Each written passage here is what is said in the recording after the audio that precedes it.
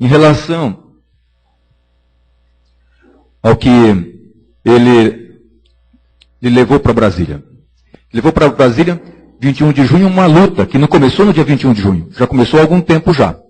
E esse algum tempo, essas ações, uma das ações, 29 de fevereiro. Essa ação de 29 de fevereiro, o que é 29 de fevereiro? Um dia raro, que acontece a cada 4 anos. Então quem nasce nesse dia é mais novo, com certeza, que aparece. E assim, 29 de fevereiro, nós fizemos uma atividade aqui em São Paulo, a mesma atividade feita em outras cidades, em outros estados também. E essa atividade em relação às doenças raras. Aí, antes de falar o que é doença rara, o que é o raro? O que é o raro? Aquele que não é comum, que não se vê com frequência, político, que seja... não falei isso. Eu também... escasso, que tem mérito excepcional, um homem raro, pouco frequente, ou seja, visitas raras, como sinônimos: diminuto, escasso, inaudito, insuficiente, parco, pasqueiro. Antônimos de raro: abundante, comum, frequente, ordinário, farto, copioso, opulento. E raro: algo extremamente raro e improvável. Algo único e imprevisível. Isso é raro. Por exemplo, essa casa existe. Essa casa. Alguém gostaria de morar nessa casa? Eu acho que é a única. Porque não acredito que tenha outra pessoa que queira morar numa casa como essa. É a casa torta, presente na Polônia. Existem outras condições raras. Dentre elas, as doenças raras. As doenças órfãs. E o que é considerado uma doença rara ou uma doença órfã? Aquelas doenças que têm uma prevalência inferior a 5 por 10 mil pessoas. Ou seja, menos que 50 por 100 mil. Qual que é a prevalência da esclerose lateral amiotrófica? Hoje nós não somos raros aqui. Nós somos comuns aqui. Mas espalhados, nós somos raros. Muito raros. A esclerose lateral amiotrófica é muito rara. É de 2 a 4 pacientes por 100 mil pessoas. E daí tem uma importância grande. Qual que é a importância? O que muda no mundo, o que gera movimentação no mundo, é o dinheiro. Não tem jeito. E quem for fazer qualquer atividade econômica para qualquer determinada atividade, o dinheiro é que manda. E se alguém for fazer qualquer pesquisa em relação à esclerose lateral amiotrófica, ele vai fazer um cálculo puro e simples. Quanto é que eu vou ganhar? É lógico. Quem que vai desenvolver alguma coisa para a doença rara? Mais do que rara, muito rara ainda. Daí a dificuldade para essas condições. As doenças raras, como a esclerose lateral amiotrófica, são doenças caracterizadas como crônicas, sérias, degenerativas e que normalmente colocam a vida em risco. Esclerose lateral amiotrófica. São doenças incapacitantes, em que a qualidade de vida é comprometida. Doenças em que o nível de dor e de sofrimento, dor não é só dor física, tem a dor mental, tem a dor espiritual. Que aquele indivíduo e sua família sofrem, é elevada. Doença chamada sem cura, mas cujos sintomas podem ser tratados. Lógico que podem ser tratados. Cuja qualidade de vida e a esperança estão relacionadas com o reconhecimento dessa doença. O grande problema é que muitas vezes ela não é conhecida ou reconhecida, aí vem o preconceito em relação àquela doença, que muitas vezes os médicos colocam também. Em relação às doenças raras, nós temos as causas delas. São várias causas que podem estar relacionadas com as doenças raras. Quando nós falamos em causas das doenças raras, elas podem ser genética, infecciosa, inflamatória, desmineralizante, tóxica, tumoral, e quando não tem nenhuma causa definida, ela é degenerativa. É assim que nós médicos colocamos as coisas. Aí os indivíduos com esclerose lateral amiotrófica carregam, além da doença rara, uma doença degenerativa. Como que se a vida não fosse degenerativa? Nasceu, degenerou. Não tem outro jeito. É o processo natural nosso do envelhecimento, mas encontra-se como uma causa, ou como causas para as doenças raras, como da esclerose lateral amiotrófica. Quando se fala em doença rara, a condição de reconhecê-la fica comprometida. Os médicos têm dificuldade em reconhecê-la. E assim como, portanto, a ela, entre o primeiro sintoma e o diagnóstico, são 4 médicos. Entre o primeiro sintoma e o diagnóstico, são 12 meses. São 12 meses que a pessoa perde andando e perambulando. Mas isso não é só para a esclerose lateral amiotrófica. Tem outras doenças nas mesmas condições também. E há necessidade que nós reconheçamos essas enfermidades. Dentre as doenças que comprometem a via motora, nós temos a poliomielite, nós temos a síndrome pós-polio, nós aprendemos muito com essas doenças. Temos as doenças do neurônio motor. Dentre as doenças do neurônio motor, a esclerose lateral amiotrófica, que lá nos Estados Unidos ela é conhecida como doença de Lou Gehrig. Que esse jogador de beisebol famoso, que com 35 anos ele começou a desenvolver a doença, e em 2 anos e pouquinho ele estava morrendo com a esclerose lateral amiotrófica. E os americanos, eles gostam de escolherem os seus líderes, seus ídolos, e esse é um ícone para o reconhecimento dessa enfermidade e para que as pesquisas elas venham para tentarmos recuperar aquilo que as pessoas perdem. O que elas perdem? Elas perdem as células localizadas no corno anterior da medula. Os neurônios, eles morrem, eles degeneram. Daí o conceito de doença degenerativa. E quando nós falamos em degenerativa, nós nos esquecemos de um detalhe importante. Nós somos feitos de matéria, nós somos feitos de genes. Ou seja, nós somos já marcados desde a nossa, não é ao nascer, desde a fecundação. Já. Nós somos marcados. Então nós temos genes marcadores. E cujos genes estão relacionados com as nossas doenças. Então não tem jeito.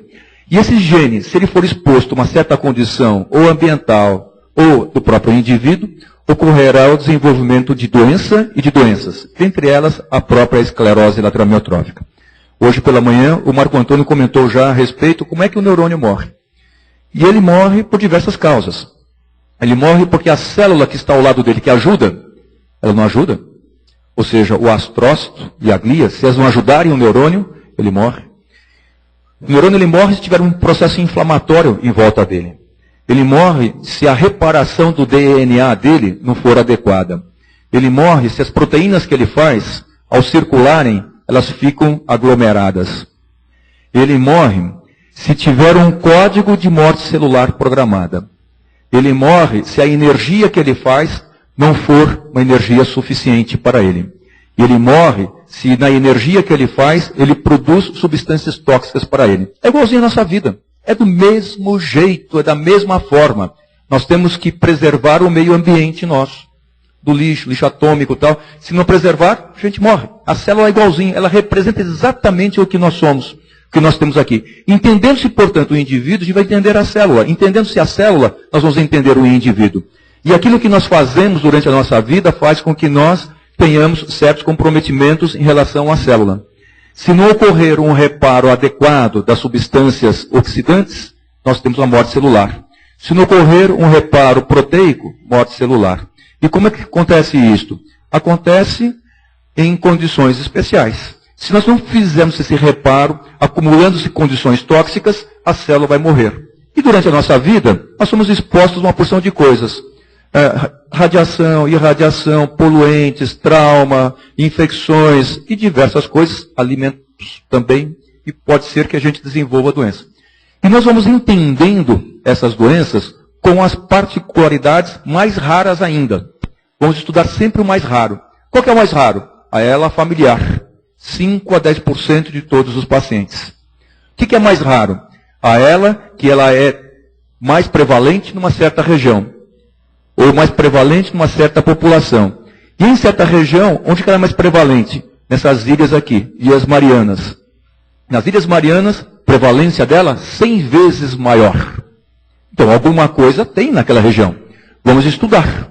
E o estudo disso, olha só que interessante, está relacionada essa doença a esse bichinho que come esse fruto, e esse fruto aqui, esse bichinho parece uma raposa, daí o nome Flying Fox, esse bichinho, ele faz parte do alimento que a Patrícia sugere para as pessoas comerem. Comam bastante morcego, ela fala. São os nutrokillers.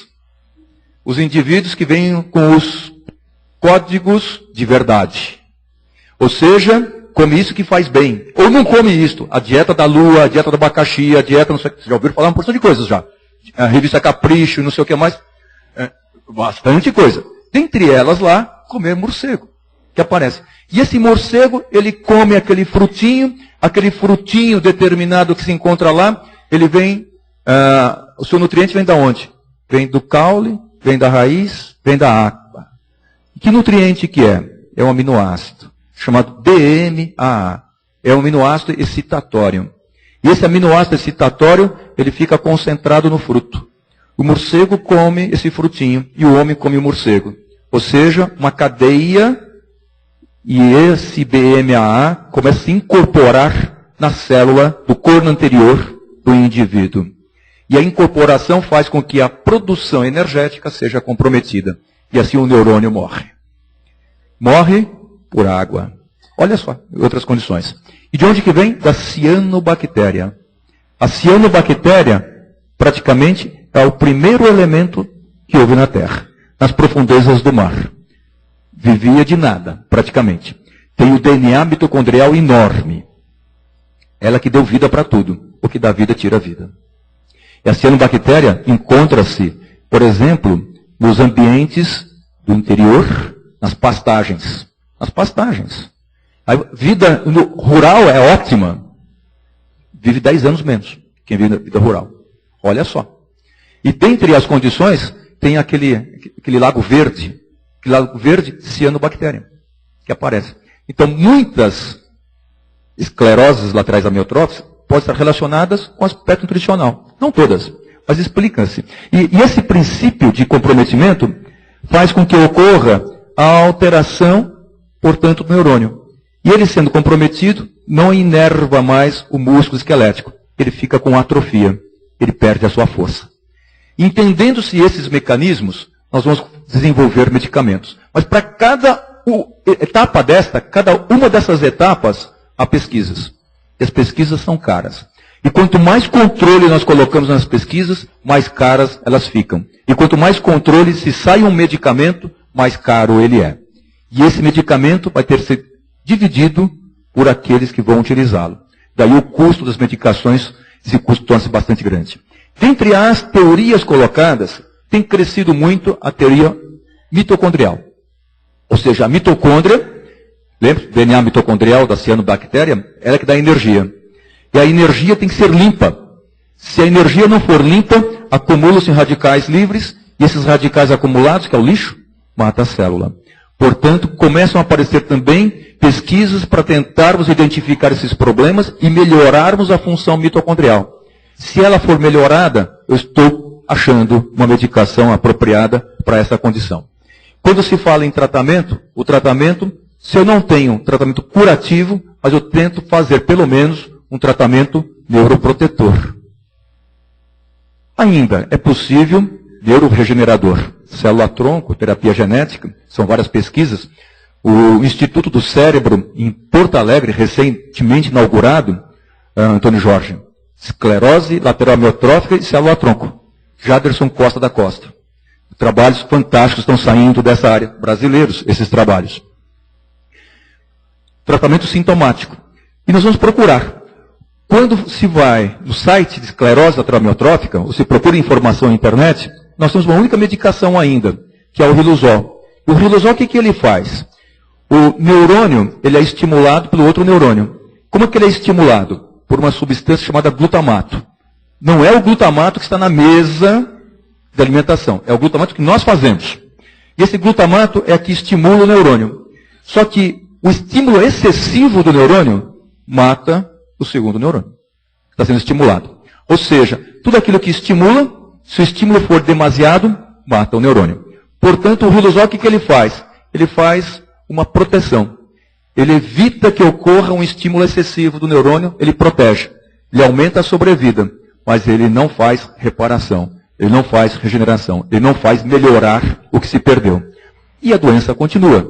É como se fosse um fator protetor 5 para a exposição solar. Ainda é um neuroprotetor fraco. E nós estamos procurando outros neuroprotetores. E esse Riluzol, ele foi sintetizado em 1989. Começou a ser utilizado em 1994. Registro para uso, 1996. Na Anvisa, 1998. Quantos anos já faz faz 14 anos e continua sendo ainda a única droga registrada para tratamento de esclerose lateral amiotrófica. Embora com resultados não tão importantes do ponto de vista de melhora clínica ou de longevidade, mas continua sendo. E as pessoas que trabalham com essa doença vão procurar outros tratamentos. E os tratamentos testados são contra o glutamato, outras medicações que mostraram-se não efetivas, tratamentos para fator de crescimento, como anti-inflamatórios, como antioxidantes, anti-morte celular programada, ou contra aquela condição que faz com que as proteínas elas ficam aglomeradas, que são os agregados proteicos. Então são várias dessas substâncias. E para se fazer a pesquisa é demorada, a pesquisa é cara. E especialmente quando é uma doença rara, porque nós temos que fazer a pesquisa com aquelas pessoas. E como conseguir o número adequado de pessoas para se fazer uma pesquisa como que se manda realmente. E para isto, essas medicações que são testadas para essas doenças raras, elas são chamadas de medicamentos órfãos. São medicamentos apropriados para as doenças raras. Elas estão no abrigo da legislação promotora de apoio à investigação, porque o mercado tem que estimular. Olha, pesquise para a doença rara que eu te dou alguma coisa em troca. Então há necessidade disto. Mesmo assim, há pouco desenvolvimento pela indústria farmacêutica, por isso que quase não se tem. Quando se testa uma medicação para uma doença rara com esclerose lateral amiotrófica, se essa medicação chega no final do estudo e mostra-se efetiva, quanto que ela custa hoje? Expectativa, $1 bilhão. E tem que ser dividido esse $1 bilhão pelos usuários. Daí o custo. Só que a saúde é um direito do cidadão, é um dever do Estado, está na nossa Constituinte de 88. Alguém tem que pagar. Alguém tem que fazer esse pagamento todo. São várias as substâncias testadas. E o laboratório tem que ser esperto. Ele tem que escolher aquela condição que seja mais aproximada de um resultado positivo. Do ponto de vista estatístico, é o seguinte, de cada 100 medicamentos testados, um chega no fim, como com potencialidade efetiva.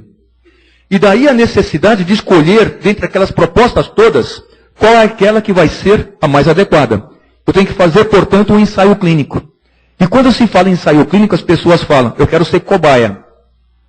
Calma, então vamos ver o que é uma cobaia. Para se fazer um ensaio clínico, nós temos que desenhá-lo de uma forma adequada, eu tenho que ter um objetivo bem definido, eu tenho que ter uma forma de avaliar e medir o resultado que eu vou ter. Isso é um ensaio clínico. E do ensaio clínico, nós saímos, igualzinho uma pirâmide, da descoberta daquele sal e até a proposta para se fazer uma fase de investigação. Então nós passamos. As descobertas que nós temos das fórmulas todas, elas têm que ser testadas.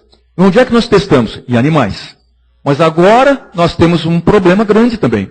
A Sociedade Protetora dos Animais e dos Corintianos. Tem também. Também tem. Incrível que possa parecer, mas tem.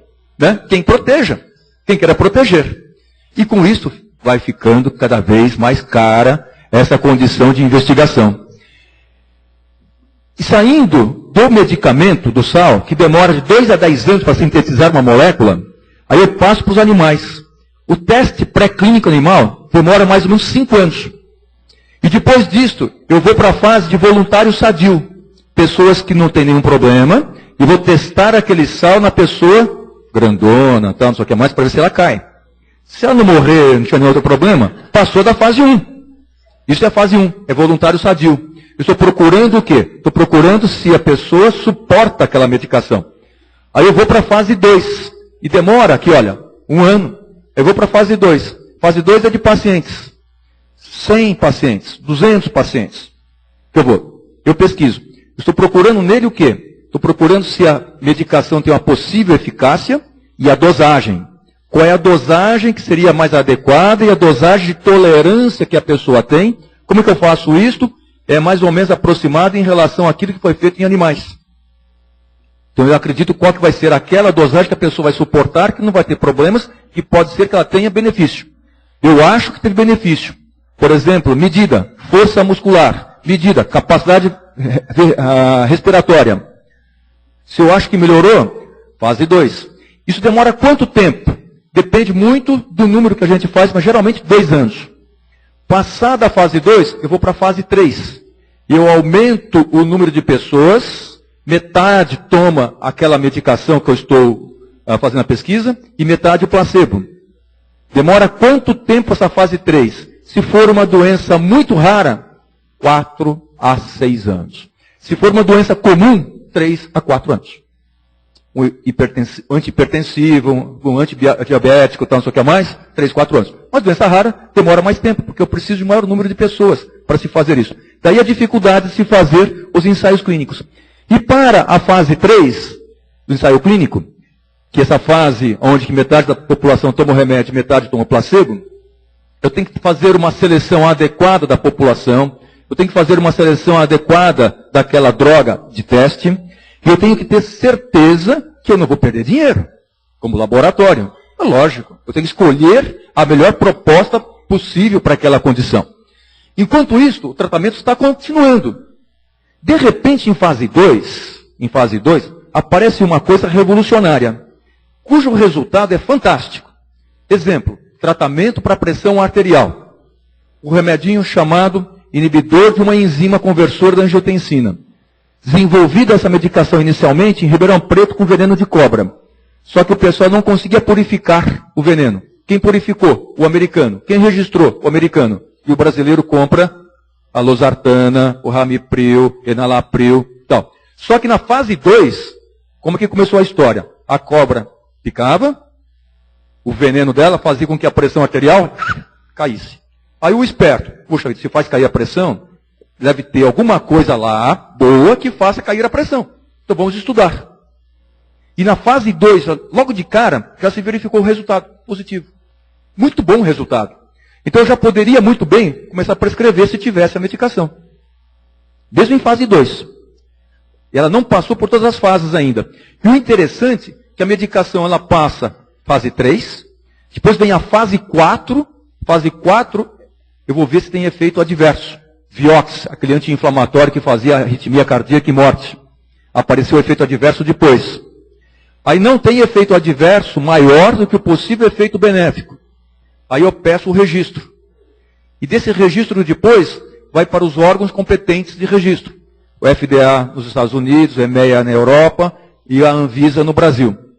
Aí o laboratório vai ver se ele tem interesse de colocar aquela medicação na praça. Qual que é o interesse? Se vale a pena colocá-la economicamente. Se haverá gente para pagar. Se haverá governo para comprar. É assim que funciona. Não tem outro jeito. Essa é a forma toda que aparece. Aí o registro. Do salzinho até o registro, 20 anos. 20 anos. Esse é o período que tem. E quando sai um medicamento, ele está sendo testado já há bastante tempo já. Vem informações. E quanto mais resistências nós colocarmos, menos medicamentos testados. E assim, nós tivemos na década do cérebro, 90, muitas medicações. Estão caindo as medicações. O mundo está vivendo uma fase ruim, economicamente ruim. Estão caindo as medicações. E novos sais não estão entrando mais para serem testados. Nós estamos perdendo. Mas nós estamos testando ainda aqueles que já foram registrados anteriormente. E quando uma medicação funciona, ela não está disponível no Brasil ainda. Será que eu tenho direito a utilizá-la? É o tratamento